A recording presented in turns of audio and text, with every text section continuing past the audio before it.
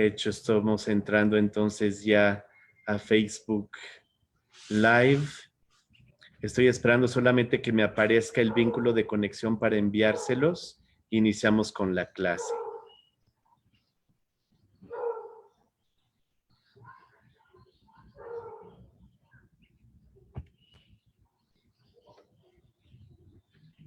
Un momentito más, por favor. No me tardo mucho ya.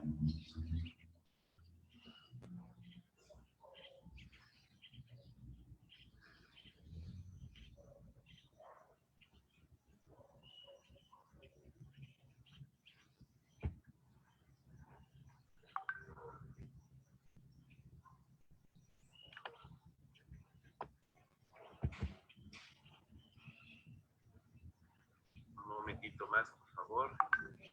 No me tardo mucho ya.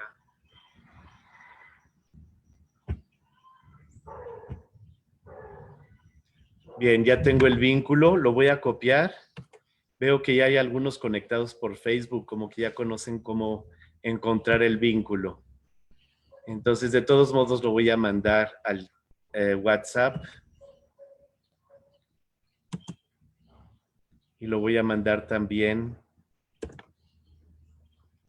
a Messenger.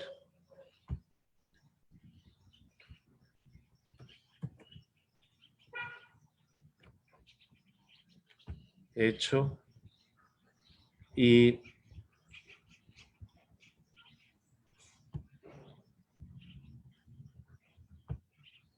a la página del curso de ética, al grupo de curso de ética de Facebook. Y con eso ya empezamos. Un momentito, por favor.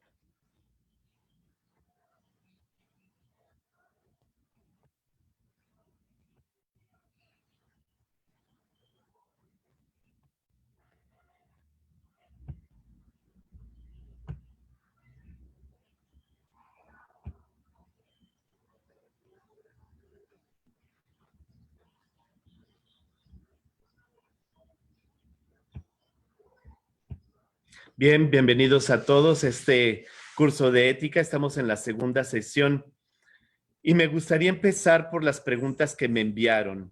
Voy a compartir pantalla para que ustedes puedan ver las preguntas y es aquí. Y voy a entrar entonces a Messenger. Nada más necesito mover aquí una cosita, ya está.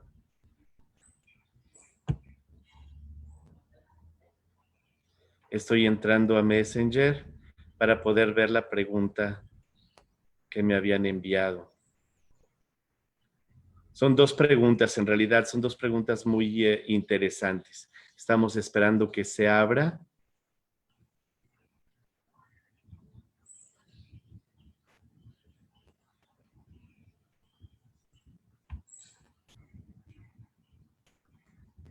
Buenas noches a Miriam, que se acaba de conectar, que nos mandó un mensajito. Buenas noches, bienvenida. Bien. Entonces, tengo que subir un poquito aquí.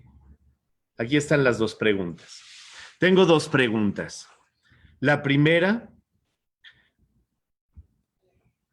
con el tema de la línea que separa fatalidad e injusticia. Se comenta en uno de los videos que la línea se puede mover con el tiempo o otros factores. ¿Cómo se marca esta línea divisoria hoy cuando hay personas que afirman que la pandemia es una fatalidad y otras una injusticia? Muy buen punto, muy buena pregunta y creo que es cierto que existen esas dos maneras de ver esto, ¿verdad? Entonces, Para empezar, me gustaría volverles a pasar el video, ¿verdad? Es muy rápido, en donde se presenta justamente esa línea divisoria, perdón, entre fatalidad y justicia o injusticia, en donde hay responsabilidad y donde no la hay, ¿verdad? Entonces, voy a compartir aquí la pantalla nuevamente. Voy a compartir el sonido también. Me equivoqué, tengo que volver a entrar aquí. Aquí estamos. Bien, entonces voy a subir más el volumen. Adelante. Que se ha ido produciendo una evolución de nuestra conciencia moral a lo largo del tiempo y que la caracterización de esta conciencia no está exenta de controversias. Una forma de explicar esta evolución moral es preguntarnos por la diferencia entre lo que llamamos una fatalidad y lo que llamamos una injusticia. Si un hecho es una fatalidad, nadie es responsable, por ejemplo, de un terremoto. Pero si un hecho es una injusticia, entonces sí hay alguien responsable y ya estamos en el terreno de la ética. En algún momento de la historia, la esclavitud fue considerada una fatalidad. Hoy, en cambio, es considerada un crimen contra la humanidad, es decir, una injusticia. Resulta que a lo largo de la historia se ha ido desplazando la frontera entre la injusticia y la fatalidad. Hemos ilustrado la experiencia de la ética poniendo como ejemplo un episodio de la Ilíada, pero es claro que podríamos poner ejemplos que no son o no sean más cercanos. Pensemos por su gravedad en la dolorosa experiencia del conflicto armado que vivió el Perú. Bien, voy a dejar de compartir la pantalla ahorita.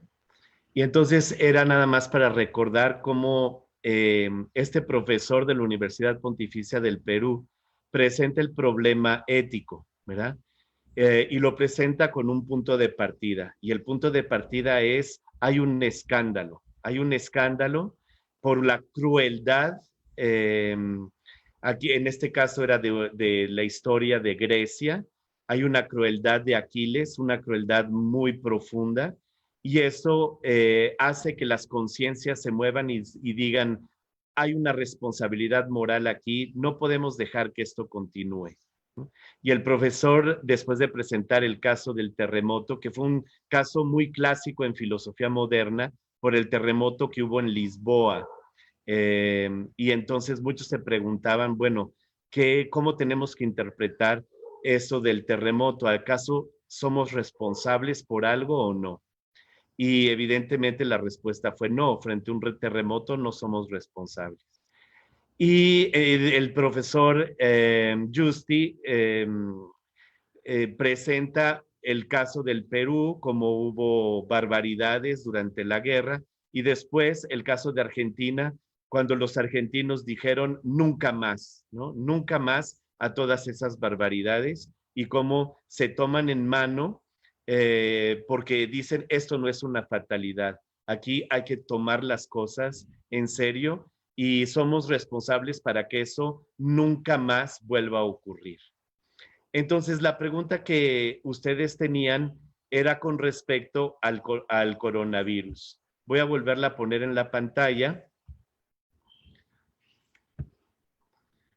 Y entonces dice, ¿cómo se marca esta línea divisoria hoy cuando hay personas que afirman que la pandemia es una fatalidad y otras una injusticia?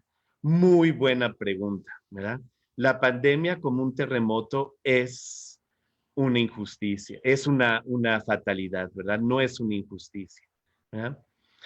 Una injusticia es cuando la responsabilidad está involucrada, ¿verdad? Y a menos de que uno esté a favor de las teorías conspiradoras, que generalmente les aconsejo no tomar muy en serio, ¿verdad? Todo lo que son esas tendencias a decir que hay una conspiración en contra de la humanidad y cosas así. Les aconsejo no tomarlas en serio, primero porque generalmente no son ciertas y también porque no nos llevan a gran cosa, ¿verdad? Ese también es algo importante, ¿no? Simplemente acontece, ¿verdad? Acontece una epidemia, acontece que nos enfermemos y no necesariamente somos responsables de una enfermedad que nosotros padecemos, ¿verdad? Por ejemplo, si me fui a casa de alguien y me sirvieron algo que me hizo daño, no fue una responsabilidad de nadie, ¿verdad? Simplemente me hizo daño y ya, ¿no? O si voy a África y me pica un mosquito y me da paludismo, pues no soy responsable de eso, ¿verdad? Por supuesto que pude haber disminuido las probabilidades de yo contagiarme, pero hacer un vínculo directo entre la responsabilidad y alguna enfermedad no me parece sano y además no me parece cierto, no me parece verdadero. Sé que existe una tendencia actual que trata de ligar cualquier enfermedad física a una enfermedad del alma, ¿verdad? Sin embargo, esa postura parece reductora. Hay cosas que acontecen que son fatalidades y que no dependen de nosotros y de nuestra responsabilidad. Los accidentes existen, ¿verdad? No porque salí de casa y se me cayó un ladrillo encima porque eh, hubo un temblor hace un año y medio que se aflojó, quiere decir que yo sea responsable de que eso me haya pasado, ¿no? Simplemente fue un accidente y no se vincula con una responsabilidad. Entonces, ver la pandemia como una fatalidad me parece lo más justo, ¿verdad? Me parece lo más adecuado. Hubo este virus que surgió y pues estamos sufriendo por este virus que surgió. Entonces veo que hay una pregunta en el chat, voy a abrirla y dice así.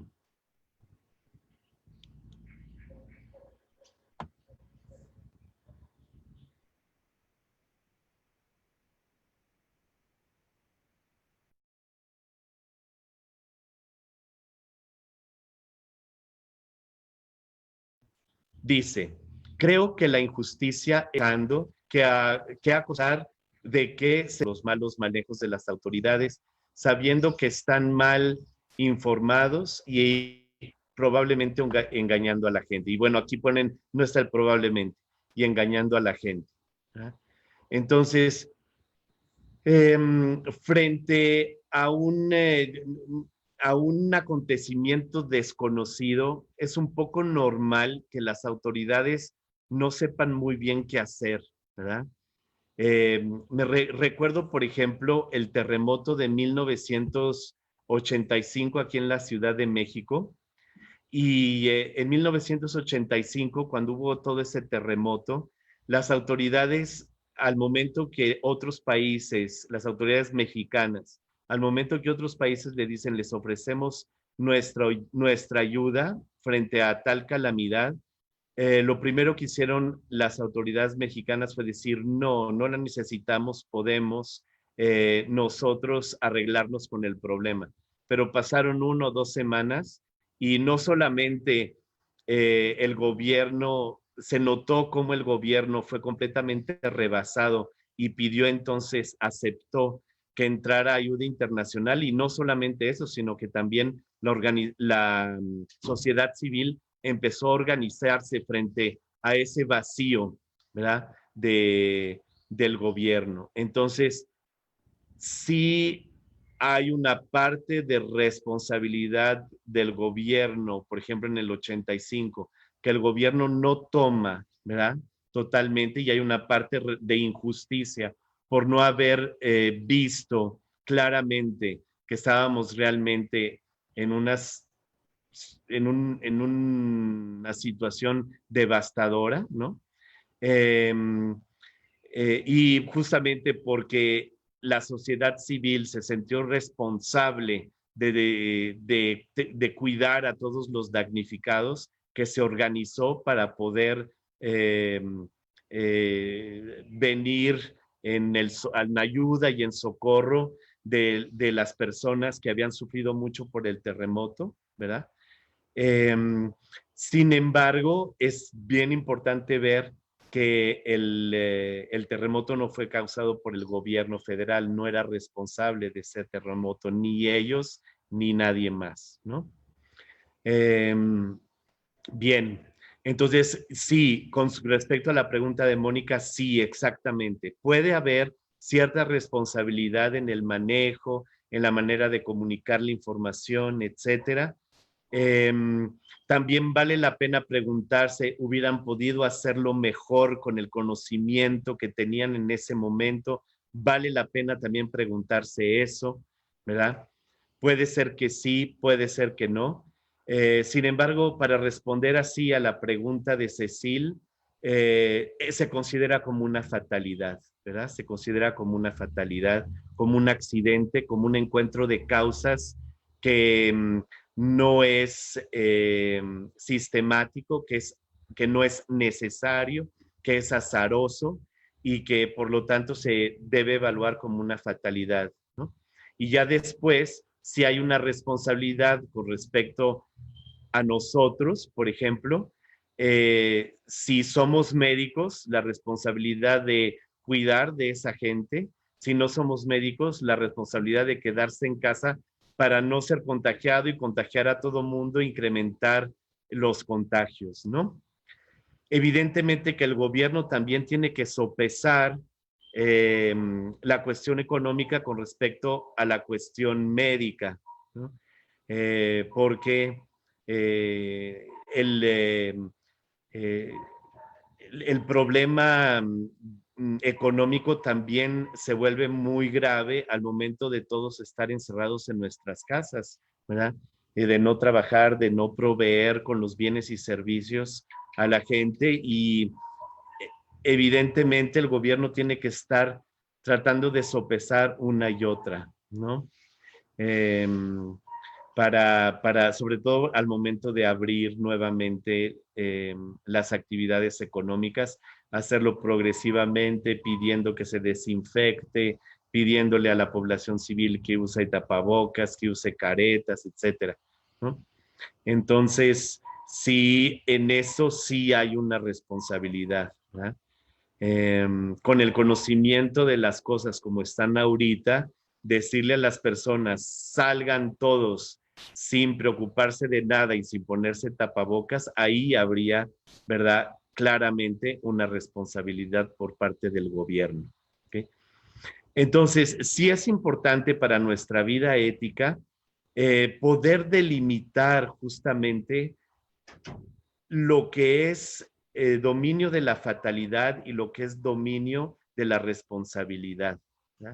Eh, Cuando hay algo malo que depende de mi responsabilidad, entonces hay una injusticia. Y no parece que sea el caso de la pandemia. Buena pregunta, muchas gracias. ¿Okay? Claro, se me hace importante decir esto. Nosotros sabemos en teología que el pecado original sí trae ciertos desequilibrios al mundo, ¿verdad? Al mundo físico. Eso sí es cierto.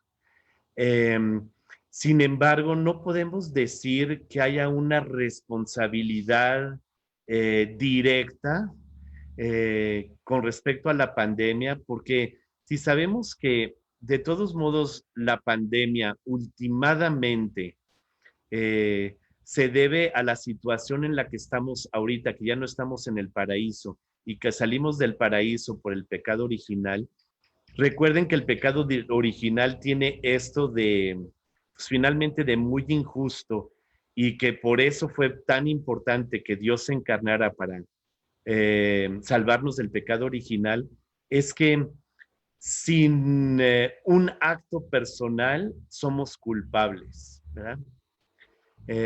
Entonces, sí podríamos decir en teología que el pecado original sí hizo que hubiera ciertos desequilibrios, ciertas enfermedades, que hayamos perdido la gracia, que el mundo experimente accidentalmente ciertos desequilibrios, pero aunque podamos decir eso, tenemos que decir también que en este caso la pandemia es un accidente, ¿verdad? Que no sabíamos y por lo tanto no somos responsables que algo así podía haber ocurrido, ¿verdad? Necesariamente. Es eso, es eso. Bien, ahora quiero contestar a la segunda pregunta. Por favor, manden sus preguntas si no quedó suficientemente claro y si necesitan mayor claridad con respecto a esta pregunta que hizo Cecil. Entonces, quiero compartir otra vez mi pantalla para mostrarles la segunda pregunta. Antes de pasar a la segunda pregunta, quiero esclarecer una cosa con respecto a esta línea que separa fatalidad e injusticia, ¿verdad? Esta línea se puede mover con el tiempo, con otros factores, sí, es un hecho, ¿verdad? Y la historia nos da elementos para que esa línea se establezca en un lugar justo, ¿de acuerdo? Eso también es bien importante, ¿no? Y es uno de los argumentos de la filósofa del tercer video, Adela Cortina, que dice, pues es que también la historia nos dice que si nos empezamos a matar y asesinar los unos a los otros, pues hay algo que no es digno del ser humano y por lo tanto hay una línea objetiva que delimita, ¿verdad?, nuestro comportamiento moral. Entonces, este es uno de los puntos de partida para la ética, quizá el que más nos habla porque es el que despierta más nuestra responsabilidad. Pero hay otro punto de partida que podríamos tomar también, el hecho de que en todas las civilizaciones existen ciertas normas, ciertos códigos morales, ciertas costumbres, escritas o no, generalmente no escritas, que regulan la actividad entre los hombres. O fíjense en su propia familia, ¿verdad?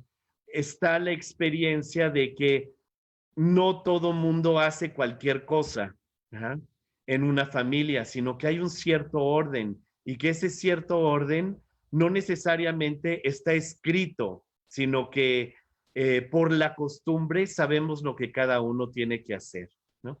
Y es lo mismo para la sociedad. Y eso es uno de los puntos de partida de la ética, ¿de acuerdo? Aprovecho para abrir un paréntesis que es extremadamente interesante. Entre más leyes escritas tiene una sociedad, ¿eh?, más problemática es su vida moral y su vida ética.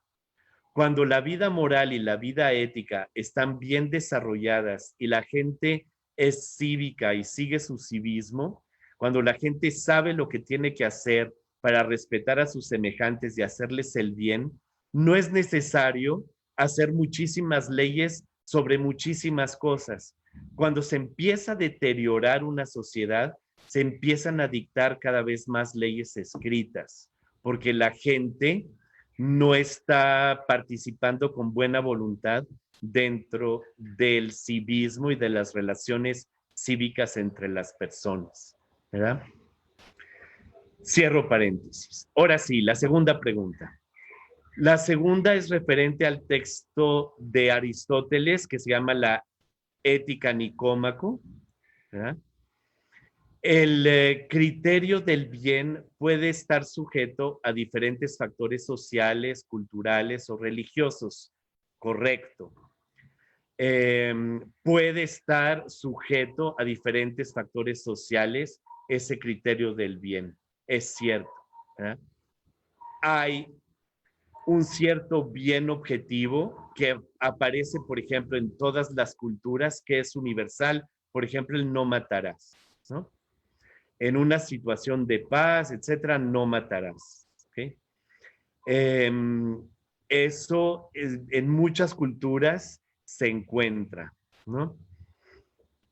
Pero es cierto que para algunas cosas no es tan claro que ese bien sea universal y que ese bien puede depender de ciertas culturas. Por ejemplo, en la cultura judía, separar las vasijas de la leche y las vasijas de la carne hace parte de una cierta tradición. Para ellos hacerlo está bien y no necesariamente es válido para todas las culturas. Cierto. Entonces, para explicar esta primera parte de la pregunta, la voluntad estaría sujeta a la pertenencia de tal o cual cultura. Sí, yo quiero hacer el bien de mi cultura, ¿verdad? Y no voy a estar revolviendo las vasijas si soy judío, ¿no? Es cierto, sí, porque pertenezco al pueblo judío, respeto las costumbres judías, sí. Porque soy católico, respeto las costumbres católicas, ¿no? Sí. Veo como un bien ir a misa los domingos porque soy católico, sí. Entonces, ¿cómo propones que la voluntad esté sujeta al bien mayor? Eso es muy interesante. Entonces, ya vimos que hay diferentes grados de bienes, ¿verdad? Y que respetar al otro en su vida, ¿verdad? Por ejemplo, es un bien universal. Respetar el hecho de que la vida es un bien primero, antes que la propiedad, por ejemplo, aparece en todas las culturas. ¿No?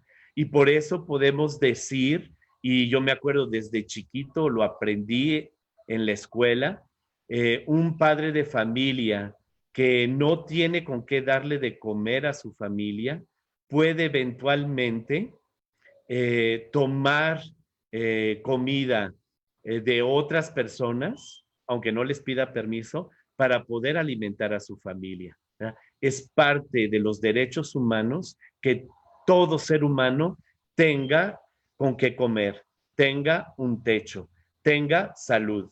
¿Verdad? Y no es porque esa persona busque robar o busque quebrantar la ley, sino porque esa persona busca primeramente mantener a su familia en vida, ¿no? Y por ese es el criterio, ¿verdad? Entonces, me imagino que aquí también que la voluntad esté sujeta al bien mayor tiene otro aspecto que es importante decir. Que la voluntad esté sujeta al bien mayor significa que la voluntad siempre es atraída por el bien. ¿Okay? Sea cual fuere ese bien, cuando yo explico el principal acto de la voluntad, que es el bien, acto de la voluntad, que es el amor o el deseo, siempre el amor o el deseo es un amor o un deseo con respecto a un bien, ¿verdad? Ese bien muchas veces es objetivo, universal, válido para todos, pero no siempre. ¿eh? A veces ese bien es para una familia, es válido para una cultura, y es más, a veces ese bien es válido para una persona en particular. ¿eh? Eh, y a veces hasta en el caso de los vicios, para un alcohólico, tomarse una copita es su bien, no solamente una copita, sino tomar alcohol es su bien, ¿verdad? Entonces la voluntad se dirige al alcohol como un bien, no como un mal. ¿verdad? Eso también es muy importante. Ese deseo que después se tornó vicio, ahí sí quizá por descuido, no fue porque esa persona que es alcohólica ahora esté buscando un mal, sino que por descuido, ese bien se tornó en una adicción. Entonces, la voluntad siempre tiende al bien. Eso es muy importante. Ahora, me imagino que esta pregunta no se refiere solamente a la disposición de la voluntad a buscar el bien y que eso se llama el deseo o el amor, sino que se refiere también al bien mayor y eventualmente a Dios. Entonces, sí quiero presentarles un pequeño texto en donde se trata este tema. Este texto lo preparé. Voy a dejar de compartir la pantalla y se los quiero mostrar para que lo podamos leer juntos. Entonces voy a volver a compartir la pantalla. Este texto lo había preparado en realidad para la cuarta sesión, pero como surgió la pregunta, vamos a verlo de una vez. ¿No? Entonces, fíjense bien. Es este de aquí. Voy a compartirlo. Ok. Entonces se empieza analizando el amor y a partir de ahí vamos a ir profundizando hasta llegar a ese bien mayor. El amor. Todo mundo habla del amor y pensamos que en cierto sentido está devaluado en nuestros días, ¿no? El uso de esa palabra. Esto porque un concepto, una palabra que se utiliza mucho y en muchos sentidos y contextos, llega en algún momento a perder su sentido. Por otro lado, si bien es cierto que a veces no entendemos lo que significa el amor, también es cierto que forma parte de la misma naturaleza humana, amar. No puede comprenderse la ética en cuanto a normalización racional de nuestra conducta si no se pone como piedra angular la experiencia del amor. Primer punto muy importante. Entonces, en este apartado, vamos a buscar tres cosas en este pequeño escrito. Primero, clarificar el concepto y el sentido del amor. Segundo, hacer ver que la ética debe regirse en cierto sentido por el amor. Y tercero, que el amor es trascendente. Y la pregunta de Cecil se refiere sobre todo a este tercer punto, ¿verdad? Que el amor es trascendente, es decir, que alcanza un bien supremo, ¿de acuerdo? ¿Qué significa el amor? El amor es la atracción que ejerce el bien, es la inclinación hacia un bien. Y ese bien, o digamos, ese amor es nacido del conocimiento que se tiene de ese bien conocido y de su valor y de su mérito. Esta inclinación se manifiesta en el plano afectivo bajo la forma concreta de amor. Así, el amor es ante todo amor al bien y al propio bien. Es amor de uno mismo, que no tiene por qué ser amor a sí mismo y menos aún egoísmo. Este amor significa que todos los hombres se aman y quieren su propio bien, es decir, que todos los seres humanos buscan su felicidad. La cuestión moral comienza, por una parte, en el momento de poner el sumo bien, la felicidad, en esta o en aquella realidad. Por ejemplo, en los placeres del mundo, en las riquezas, en los honores, en la salud, en la amistad, en Dios, en ciertas prácticas religiosas o en ciertas costumbres culturales, etcétera, ¿verdad? Esto porque nuestra idea del ser humano puede ser la de un ser inmanente al mundo en cuanto a su destino o a la de un ser que trasciende el horizonte natural o humano. Hasta el momento no hemos podido responder esa pregunta en el momento del escrito, ¿de acuerdo? Hasta el final vamos justamente a ver por qué se puede justificar que ese bien mayor es un bien trascendente al ser humano, trascendente a este mundo físico. La ética muestra que la verdadera felicidad está en Dios, en la visión amorosa de la esencia de la bondad. porque nada más puede dar plenitud. Solo la bondad infinita puede satisfacer totalmente la voluntad, el querer del ser humano, que es infinito. Entonces, primera pista de respuesta, el querer del ser humano es infinito, no se satisface con cualquier cosa, tendría que satisfacerse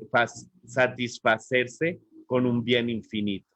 Y el bien infinito es Dios, no un ser humano, ¿verdad? Un ser humano no es un bien infinito, aunque tenga una dignidad de cierta manera infinita.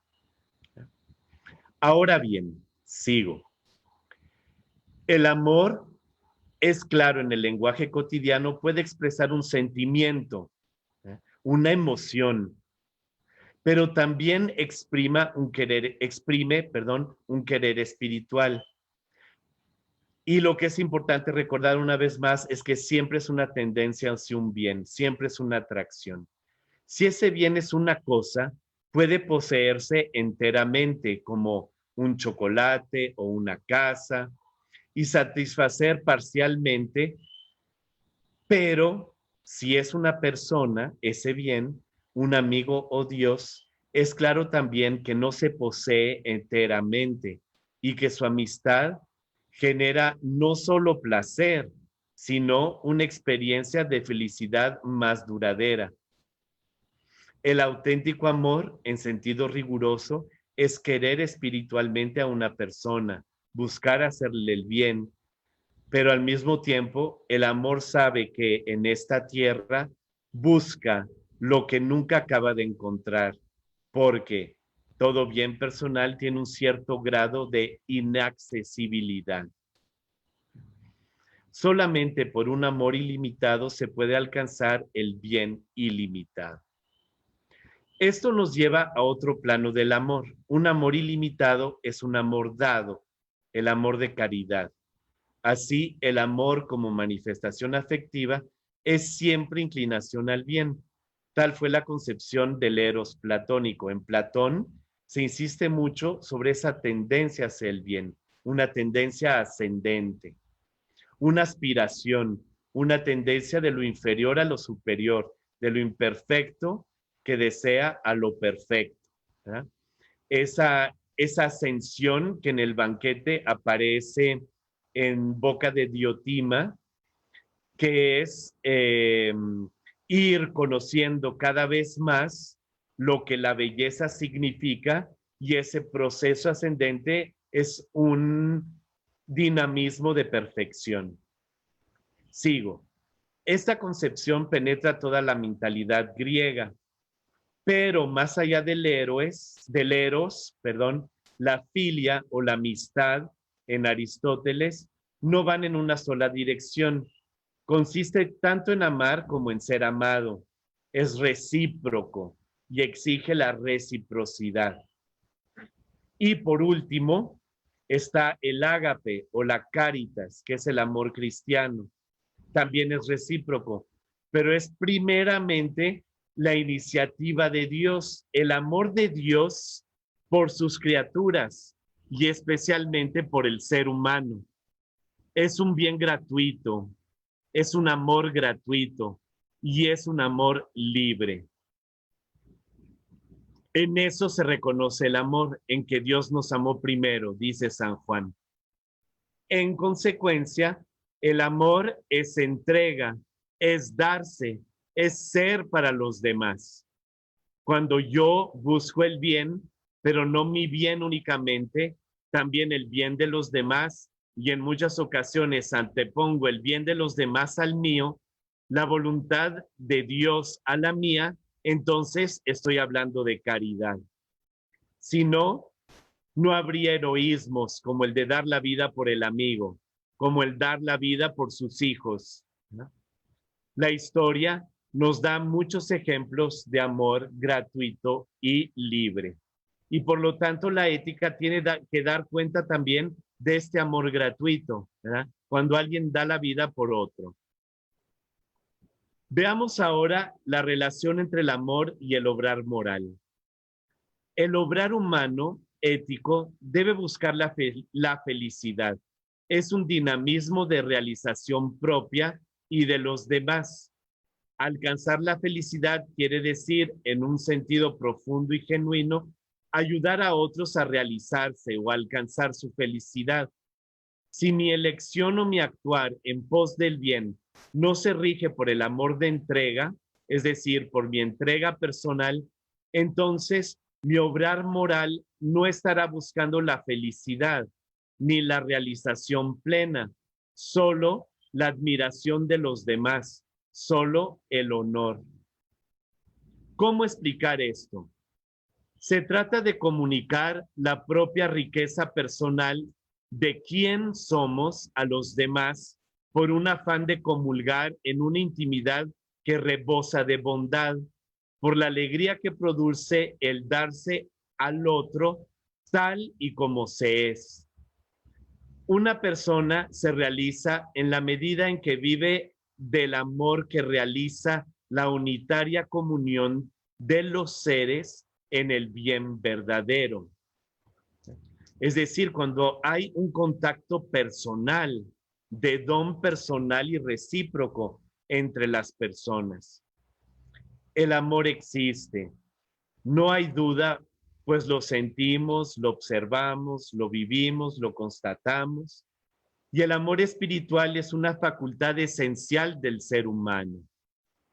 Como dice Agustín de Hipona, tan acertadamente, una persona es su amor, es lo que la define. Su amor lo define, lo realiza a esa persona. El origen de la actividad humana, la fuerza creadora y constructiva del ser humano, se llama amor. Entonces entremos ahora al tema mismo de la pregunta, la trascendencia del amor. Por el amor, el hombre accede a la plenitud. Nuestro destino está iluminado por el amor. El amor nos revela que estamos hechos para la plenitud y que nuestra sed de vivir encontrará plenitud y satisfacción al llegar a la perfección. Veamos ahora cómo el amor verdadero es el amor a Dios. La atracción sexual, por hermosa que ésta sea, es tan solo una primera fase imperfecta y provisoria del amor. Como deseo físico, desaparece una vez satisfecho. Como deseo por la posesión de un cuerpo, se desvanece cuando la hermosura física se marchita o se corrompe. Por eso el auténtico amor es amor de la bondad, de la verdad, de la belleza, de la sabiduría y también de la persona en cuanto tal, no solamente de su cuerpo, sino de toda la persona. El verdadero amor es el amor del bien y el mayor de los bienes es la bondad misma, es decir, Dios. No puede comprenderse la ética en cuanto a normalización racional de nuestra conducta si no se pone como piedra angular la experiencia del amor. Además de mover profundamente nuestra vida, el amor le da su valor exacto. Cuando el hombre se siente impulsado por el amor, debe ante todo examinar hacia dónde lo dirige el amor. Si se inclina a lo terrestre o lo corruptible como el bien último deseado, su vida gira en torno de lo material, de lo temporal, de lo efímero, de lo poco valioso. Si se dirige a bienes dignos y perdurables, su vida se hace valiosa. En lo perecedero no puede encontrarse felicidad y nos importa, sobre todo, encontrar el camino más corto y seguro para vivir felices y ser felices.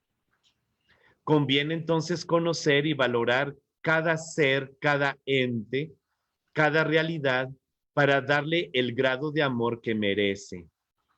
Y Santo Tomás tiene un comentario precioso con respecto a esto.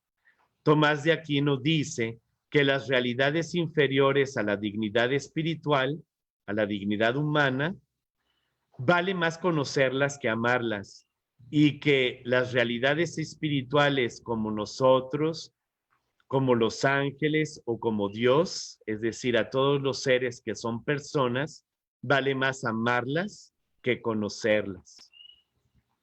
Si el amor es la afinidad de la voluntad con un cierto bien y la complacencia que pone en él, la voluntad de una realidad espiritual no puede encontrar satisfacción y plenitud en un bien inferior a su tipo de ser. Solo la visión directa de la verdad infinita e increada puede hacer gozar el verdadero amor. La voluntad nunca se podrá complacer totalmente si no es con el bien universal. Lo trascendente y lo absoluto es para el hombre una necesidad ineludible. Así, la naturaleza del espíritu humano consiste en el tender hacia el ser plenario. El espíritu del hombre se realiza en cuanto desea a Dios. En este sentido, hay que entender al maestro Eckhart cuando dice, describiendo una de sus experiencias espirituales, el alma es en este mundo solo por el amor. En efecto, donde ama, allí es. Las criaturas son en sí mismas corruptibles y no ser.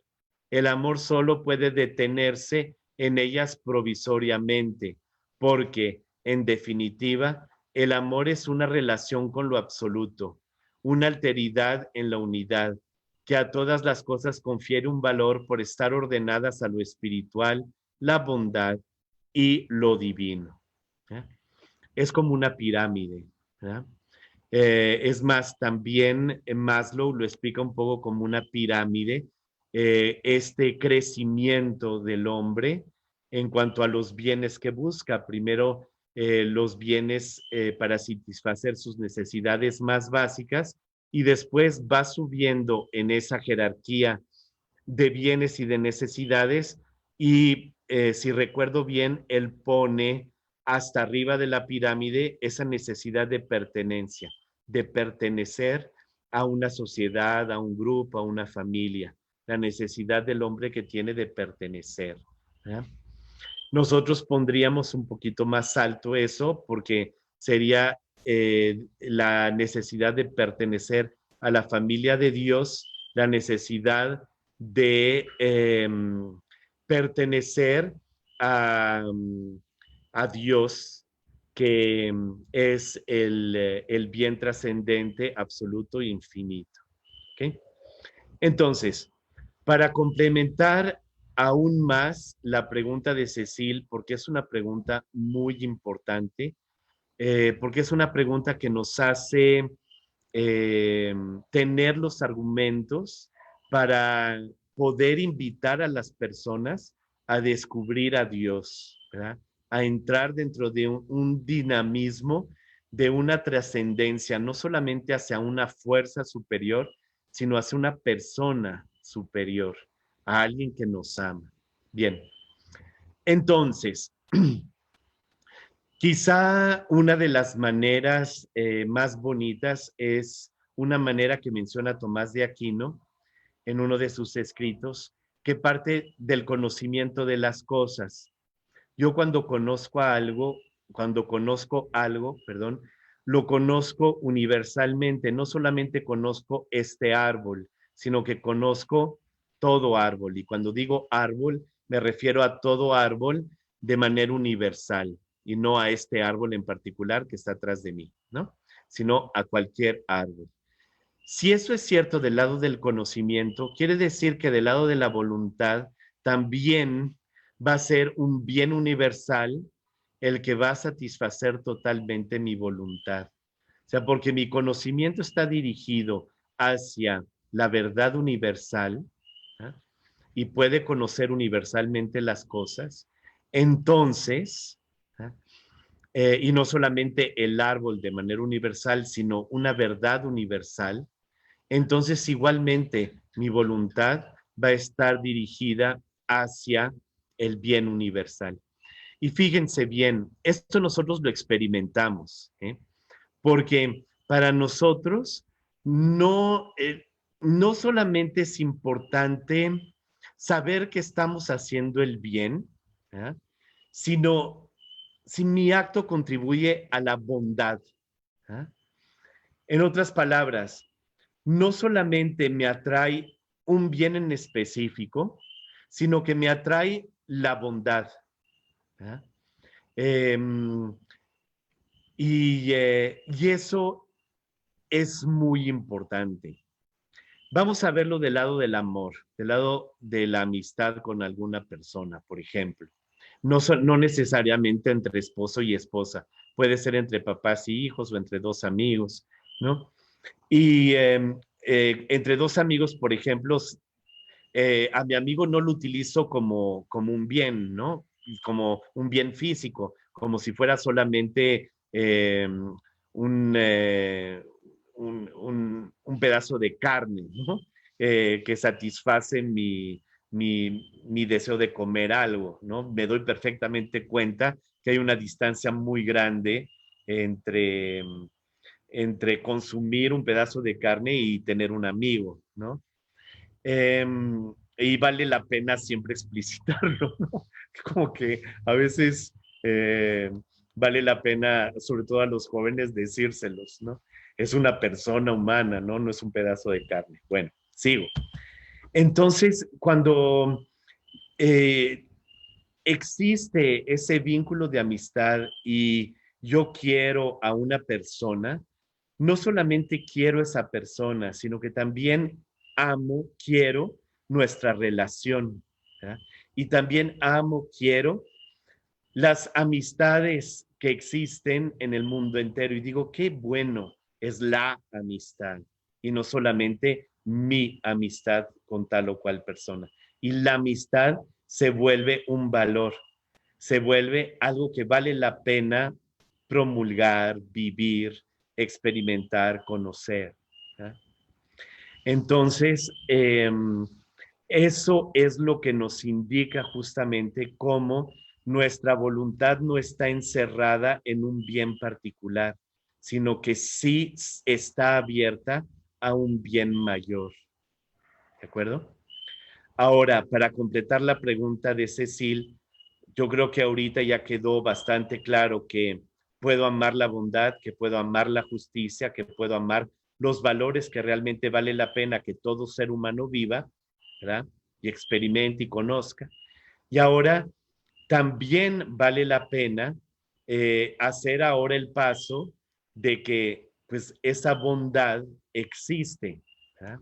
Y esa bondad existe y es Dios. ¿verdad? Y eso es muy importante porque quizá a veces en algunas maneras muy religiosas eh, de ciertas costumbres, sobre todo un poco tradicionalistas, eh, se desvincula a Dios con la bondad misma. ¿verdad? Y se ve, tienes que amar a Dios. ¿verdad? Y entonces esa noción, Dios, la divinidad, a veces se separa de lo que es Él. Él es amor, Él es bondad. Y lo que Dios ha unido no podemos separarlo. Dios es el ser y es bondad, es justicia, es misericordia. Entonces, ese último pasaje es el que nos invita a encontrar en Dios esa realidad misma que es bondad infinita, bondad pura. Muchísimas gracias por esa pregunta. Nos adentramos mucho ya en la cuarta sesión, pero me da mucho gusto hacerlo, porque entonces probablemente se va a cortar un poquito la cuarta sesión y podremos adelantar hacia la quinta. Y si no termino totalmente de ver lo que quería ver con ustedes en esta segunda sesión, pues lo veremos en la tercera y en la cuarta, porque de todas maneras no es tiempo perdido. Entonces veo que tengo dos preguntas aquí en el chat. ¿Se podría decir que el amor es el acto más perfecto de la voluntad? Sí. Y no solamente, sí, el más perfecto y definitivamente el más perfecto. y el principal, además, ¿verdad? Y fíjense, esa pregunta es buenísima porque nos permite eh, eh, relativizar lo que muchas veces decimos acerca de la fuerza de voluntad. Necesitas tener fuerza de voluntad, ¿no? Y entonces vemos eh, la fuerza de voluntad, o digamos, la voluntad, principalmente en su eficiencia, ¿verdad? En su empuje. ¿Verdad? Ten ímpetu, ¿verdad? Sé fervoroso, ten fuerza de voluntad y ya deja de comer tanto, sobre todo en la pandemia, ¿no? Y sí hay una parte así en la voluntad, pero no es la parte más importante. La parte más importante es la del amor. Entonces, por ejemplo, para este ejemplo de deja de comer tanto, pues simplemente lo que voy a hacer es que voy a mandar pedir al supermercado ya no tantas cosas que me hacen engordar, sino cosas que no me hagan engordar tanto y entonces la tentación disminuye. Y eso por un motivo de amor, ¿verdad? Y no simplemente, pues entonces voy a comprar 5 pasteles más para demostrarme que realmente tengo fuerza de voluntad, ¿no? Es una manera un poco estoica de ver la moral, ¿no? Acuérdense que lo que realmente va a hacer que una persona sea ética no es tanto su fuerza de voluntad, es sobre todo su amor para con el bien, su deseo de ser feliz. Y ese deseo de ser feliz es un buen criterio para llevar una vida moral. Sí. Entonces, había otra pregunta, creo que se refiere a algo un poquito anterior. Creo que hay dos.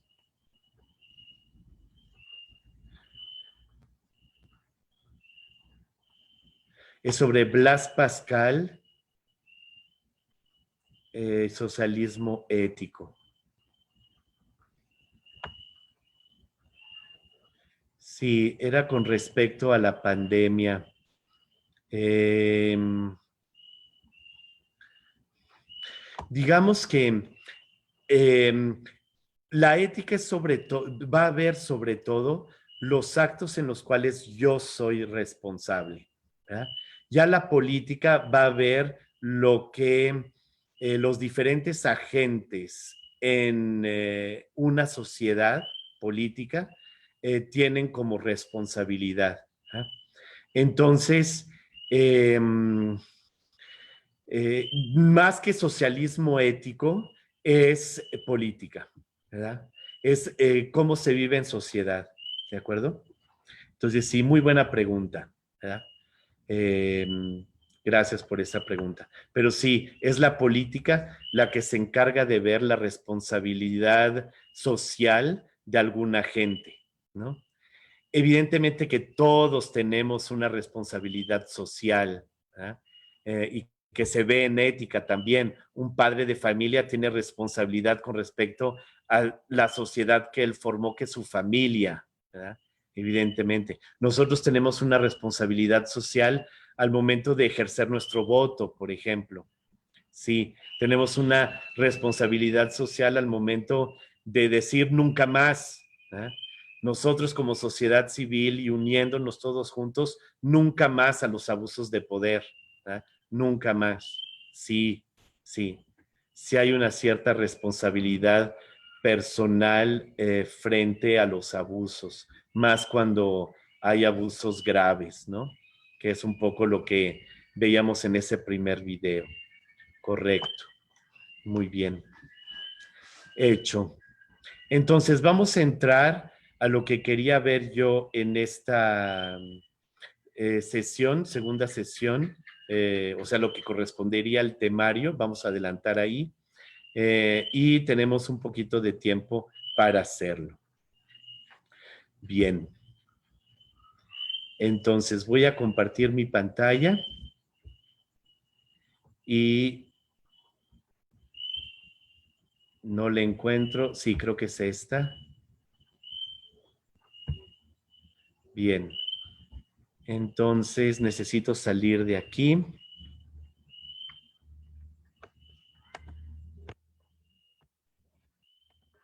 Se produjo una flagrante transgresión de los límites de la convivencia social Hecho. y el respeto a la vida humana. Perfecto. Y voy a entrar dentro del... Creo que está aquí. Bien, como no estoy 100% seguro que estén viendo la pantalla que yo quiero que vean, voy a volver a compartir la pantalla.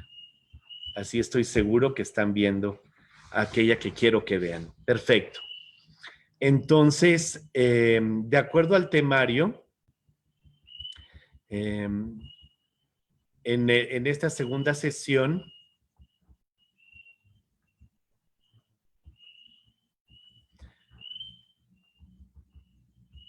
queremos ver cuál es el objeto de la voluntad.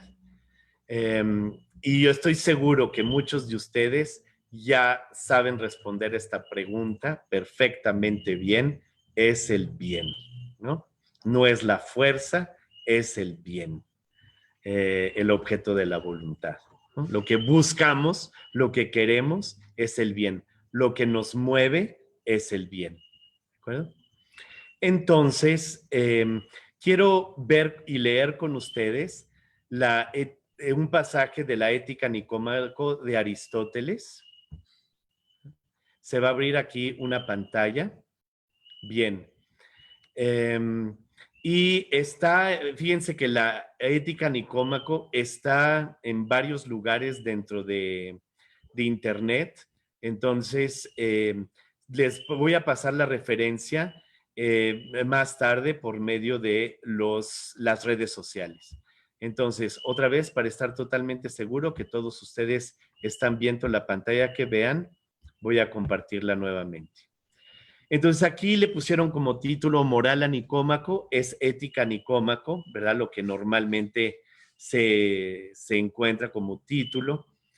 Moral y ética en el lenguaje coloquial son sinónimos, vienen además de la misma raíz, nada más que ética viene de la raíz griega ethos o éticos, costumbre, moral, carácter, y moral viene del latín mors, moris, igual también, costumbre, ¿verdad? Entonces, aunque uno proviene del griego y el otro del latín, también etimológicamente o la definición etimológica es la misma. Ahora, si queremos entrar ya dentro de una definición más rigurosa que distinga la ética de la moral, la ética es la ciencia que se ocupa de dar las razones por las cuales la moral existe, ¿verdad? Y también trate de evaluar si tal o cual moral de tal o cual cultura es ética, ¿verdad? También hacemos ciertas distinciones en el lenguaje coloquial, ¿verdad? Por ejemplo, tocar la alarma cuando hay un incendio en un vagón del metro, decimos sobre todo que es ético, ¿verdad? Es parte como del civismo universal. Hay un peligro y es ético advertir a la gente de que hay un peligro. Pocas veces decimos que es moral, ¿verdad? Por supuesto que es moral, ¿no? Pero no vamos a utilizar esa palabra tan seguido para un acontecimiento como ese, ¿no? En cambio, vamos a decir, es inmoral matar a alguien, ¿no? Y pocas veces decimos, es poco ético o es no ético matar a alguien, ¿no? Como que usamos más moral. Entonces, bueno, se nota que también en el lenguaje coloquial hacemos una distinción. Parece que la ética se refiere sobre todo a actitudes más universales que tienen que ver con el sentido común del ser humano. La moral tiene más que ver con un comportamiento ligado al comportamiento religioso y cultural de una cultura que de todas maneras podría ser una norma universal. Bien, entonces quiero leer esta parte del libro tercero capítulo 5 de la Ética a Nicómaco, en donde él presenta de una manera muy clara que el objeto de la voluntad es el bien. Me gusta mucho leer directamente a Aristóteles porque por su manera de redactar despierta nuestra inteligencia de una manera muy profunda. Entonces, leámoslo directamente. Se ha dicho que la deliberación y la voluntad se aplican al objeto que se busca. Recuerden que vimos la clase pasada lo que es la deliberación. Es la razón, ¿no? Que discierne entre diferentes bienes. Pero este objeto, según unos, es el bien mismo y según otros, solo es lo que nos parece ser el bien. Cuando se sostiene que solo el bien es el objeto de la voluntad, se corre el riesgo de caer en esta contradicción, que lo que quiere el hombre cuya preferencia ha sido mala no es realmente querido por él, porque desde el momento en que la cosa es el objeto de la voluntad, precisamente es buena según esta teoría, y sin embargo, ella es mala, puesto que fue debida a una preferencia extraviada. ¿Ya? ¿Qué tal que haya alguien que ama el bien? ¿Eh? Que su voluntad está orientada, ame el mal, perdón. ¿Qué tal que su voluntad esté orientada al mal? ¿Eh? Un perverso, una preferencia extraviada. Por lo tanto, no podemos definir el bien solamente como lo que atrae a la voluntad, dice Aristóteles. Caeríamos en una contradicción. Hay un problema, pero se va a explicar poco a poco. Por otra parte, si se pretende que la voluntad busque no el bien mismo, sino solo el bien aparente, resultaría que los objetos de nuestra voluntad no existen en la naturaleza y que son únicamente el resultado de la opinión que de ellos se forma cada uno de nosotros. Pero esta opinión varía con los individuos y por lo tanto resultaría que las cosas más contrarias podrían causarnos indistintamente la ilusión del bien, ¿no? Creo que Adela Cortina da un ejemplo así muy drástico en ese tercer video que vimos la clase pasada. Dice, ¿cómo es posible que alguien pueda decir que el asesinato es un bien y que alguien diga que el asesinato es un mal? Y entonces, bueno, pues entramos en la contradicción, vivamos con esas contradicciones y bueno, pues ya ni modo y así es, ¿no? Pues no, ¿verdad? Hay algo que nos está rigiendo y nos damos cuenta. Y ella dijo, y eso que nos está rigiendo se manifiesta en la historia. Históricamente sabemos que las sociedades que empezaron a asesinarse entre ellos, ¿verdad? Pues no perduraron o vivieron cosas horribles, ¿no? Y por lo tanto, pues hay que profundizar más, ¿no? Esta cuestión ética. Ya en este video ella ya no lo profundiza más porque no era la intención de ese video. Pero aquí sí, en Aristóteles. Como estas dos soluciones no son muy satisfactorias, es preciso decir de una manera absoluta y de conformidad con la verdad que el bien es el objeto de la voluntad, pero que para cada uno en particular es el bien tal como le aparece. Y así, para el hombre virtuoso y modesto es el bien verdadero. Para el malo es lo que el azar le presenta. En esto sucede lo que con los cuerpos. Cuando gozan de buena salud, las cosas realmente sanas son sanas para ellos, pero no lo son para los cuerpos que padecen una enfermedad. Y lo mismo podría decirse de las cosas amargas, dulces, calientes, toscas y de todas las demás, considerada cada una en particular. Muy interesante, ¿eh? Nos invita Aristóteles a no colocar lo absoluto en donde no está. Cuando estoy enfermo, es mejor que coma muy sencillo, ¿ya? Caldito de pollo, ¿no? Y sin embargo, para mantenerme en buena salud cuando estoy sano, sobre todo si hago mucho ejercicio, pues no solamente puedo comer caldo de pollo, sino que tengo que comer también algo que me dé más proteína que eso, ¿no? Sigo adelante entonces. En igual forma, El hombre virtuoso sabe siempre juzgar las cosas como es debido. Entonces, el hombre virtuoso se vuelve una referencia, ¿cierto? Y conoce la verdad respecto de cada una de ellas, porque según son las disposiciones morales del hombre, así las cosas varían y las hay especialmente bellas y agradables para cada uno.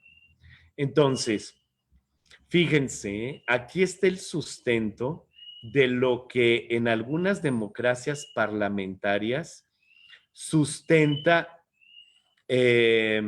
la Cámara de Senadores. ¿eh? La Cámara de Senadores en un momento dado era la reunión de todos aquellos hombres virtuosos que saben siempre juzgar las cosas como es debido. ¿eh? Ese grupo de personas que conocen lo que es bueno hacer en un momento dado por experiencia y por su propia virtud. ¿eh? Y eso está en el origen de la composición de un Senado. ¿eh? Que en el Senado esté la gente más brillante, más moral, más excelente. ¿eh?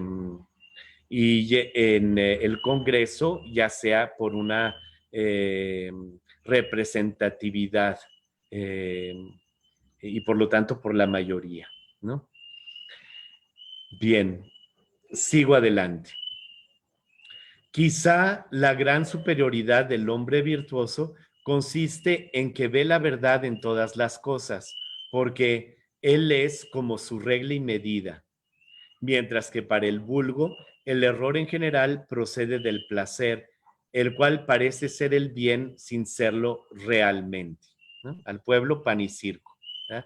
Como se decía en la antigüedad. El vulgo escoge el placer que toma por el bien y huye del dolor que toma por el mal. De ahí la importancia de estudiar un poco más la ética para tener los argumentos suficientes para decir, no, el placer no es no, el bien no es solamente el placer, hay algo más. Y ya lo empezamos a ver que también en nuestra experiencia, una amistad no se explica solamente por el placer que trae el amigo, sino porque hay algo más, hay una felicidad que perdura y no solamente un placer momentáneo. Bien, y este es el texto que quería mostrarles en esta clase. Había una pequeña nota que decía, el bien es el objeto de voluntad, admirable principio que Aristóteles toma de Platón y que conserva la naturaleza humana, toda su dignidad y su grandeza. Y también toda esa confianza que se le debe de tener al ser humano, que finalmente el ser humano busque el bien, aunque a veces lo busque de una manera desordenada. Y entonces explicamos más bien el mal como un desorden, de haber colocado bienes efímeros como si fueran bienes últimos, bienes mayores, cuando en realidad no lo son. Y ese desorden pues trae muchas consecuencias, ¿verdad? Y de hecho trae el mal que cuando hay un desorden y se ejerce de acuerdo a ese desorden, pues entonces ya podemos hablar de un mal objetivo, de un mal como concretizado en ese acto desordenado de una persona. Bien, son 2 minutos para las 9, entonces me gustaría terminar aquí con la clase de hoy. Les voy a enviar el texto, evidentemente, o por lo menos el vínculo del texto. Ya si ustedes no pueden entrar por medio del vínculo, entonces sí, por favor, díganme que les mande el texto. Pero normalmente con el vínculo va a ser suficiente para que ustedes puedan entrar dentro de este texto de Aristóteles. Y está todo, ¿verdad? Está toda la ética Nicómaco. Entonces pueden también fisgonear un poco y ejercer su curiosidad si quieren. Vamos entonces a terminar con una oración todos juntos, ¿verdad? y pidiéndole a Dios que tengamos una buena noche, que nos bendiga y abriendo nuestros corazones a recibir todo su amor, toda su bondad y toda su gracia. En el nombre del Padre, del Hijo, del Espíritu Santo. Amén. Padre nuestro que estás en el cielo, santificado sea tu nombre. Venga a nosotros tu reino, hágase tu voluntad en la tierra como en el cielo. Danos hoy nuestro pan de cada día, perdona nuestras ofensas, como también nosotros perdonamos a los que nos ofenden. No nos dejes caer en tentación y líbranos del mal. El Señor esté con ustedes. La bendición de Dios Todopoderoso, Padre, Hijo y Espíritu Santo, descienda sobre ustedes y permanezca para siempre. Podemos permanecer en paz. Prendemos nuestros micrófonos para despedirnos los unos de los otros y desearnos una buena noche. Buenas noches a todos. Gracias, muchas gracias, Luis. Buenas noches, padre, gracias. Padre, buenas noches. Buenas noches. Gracias, buenas noches. Gracias, padre. Buenas noches. Buenas noches. Muchas gracias por responder. Muchas gracias. Encantado, Cecil. Encantado, realmente. Besos Buenas a todos. noches. Buenas noches, gracias. Gracias.